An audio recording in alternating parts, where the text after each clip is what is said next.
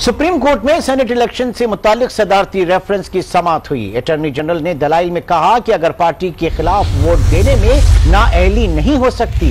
Justice Ejazul Ehsan ने कहा कि अगर नाअहली नहीं हो तो फिर मसला क्या है। अदालत ने कहा कि कानून अरकान को पार्टी उम्मीदवारों को वोट देने का पाबंद नहीं करता।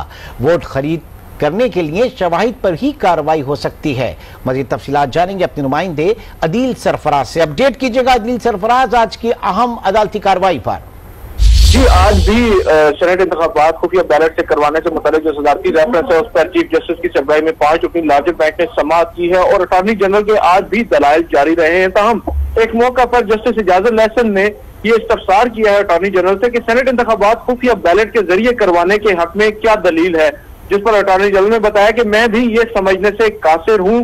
जस्टिस एजाजुल एहसन बोले कि रुकने असेंबली ये क्यों चाहता है कि किसी को मालूम ना हो कि उसने वोट किसे और क्यों दिया। उन्होंने कहा कि अगर कुछ अरकान वोट देना चाह रहे हैं तो पर्दादारी किस बात की है।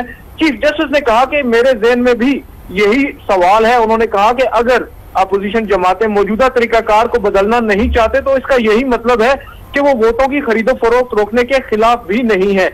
अटॉर्नी जनरल ने कहा कि आजकल कुछ वकला जो है वो मुझे यानी कि अटॉर्नी जनरल को टीवी प्रोग्रामों में ये मशवरा देते नजर आते हैं कि उन्होंने आर्टिकल 226 को नहीं पढ़ा, उसको पढ़ ले।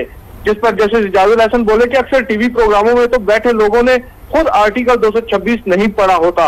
उन्होंने कहा कि असल नुक्ता ये है कि हमें ये सोचना होगा कि आइन बनाते हुए आइन बनाने वालों के जहन में क्या था जब उन्होंने आइन का जो आर्टिकल 226 है उसको तहरीर किया था। उन्होंने कहा कि आइन बनाने वालों को शायद ये अंदाजा नहीं था कि आने वाले वक्तों में हॉर्स ट्रेडिंग भी होगी।